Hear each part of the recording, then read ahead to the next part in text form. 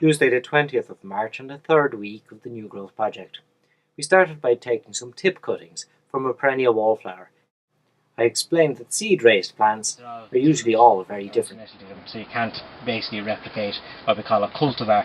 Cultivar meaning that it's a cultivated variety.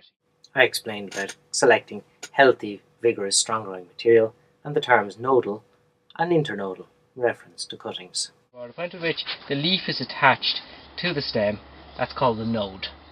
And the space between two nodes is the internode.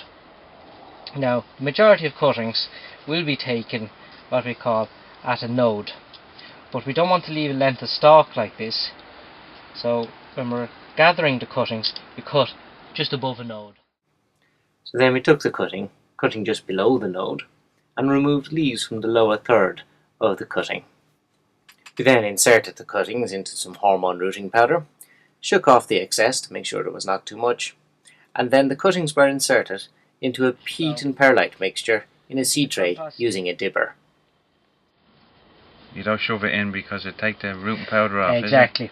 So you're leaving enough space, basically the leaves aren't on top of each other, because then that creates too much humidity, get diseases growing between the fungus growing between. About a third of the length of the cutting is going into the compost. Making sure when you put a hole there, make the depth of the hole, that the base of the cutting hits the base of the hole. That's not sitting up in air.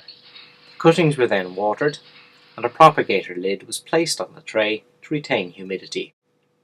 We then went to the garden and collected cutting materials, including cuttings from willows, Salix alba.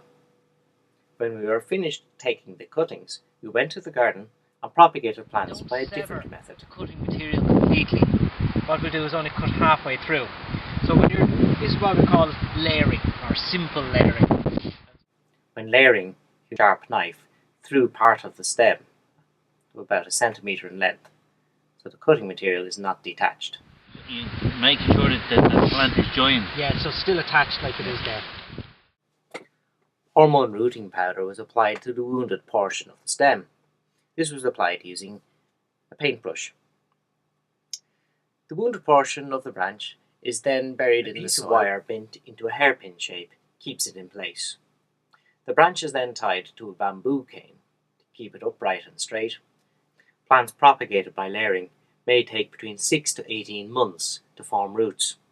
Then they'll be removed from the parent plant, potted or replanted in the garden. A number of plants in the garden were then propagated by the students using this method of layering. Showing the hormone powder.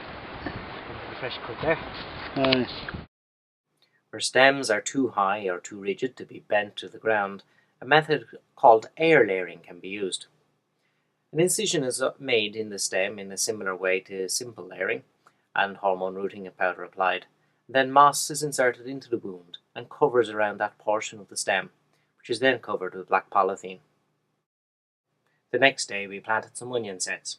Before planting, we examined the structure of the onion and saw that it was a bulb with modified stem and leaves, which is a food storage organ.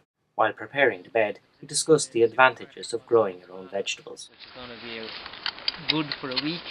It tends to be not ripe when they get it, but we can let it ripen on the plant. It's still getting all the sugars from the plant, and it's ripened in the sun. But it's not you pick it, and you got sweet. Perfect. Yeah, you got the sweetness and the flavour.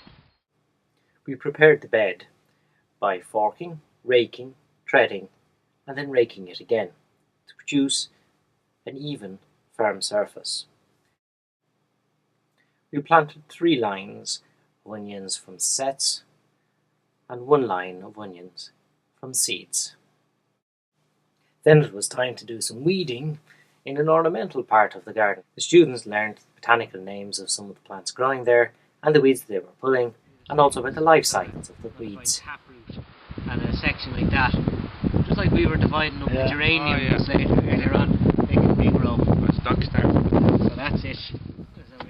Then it was time to review the day's lessons and, of course, collect the homework.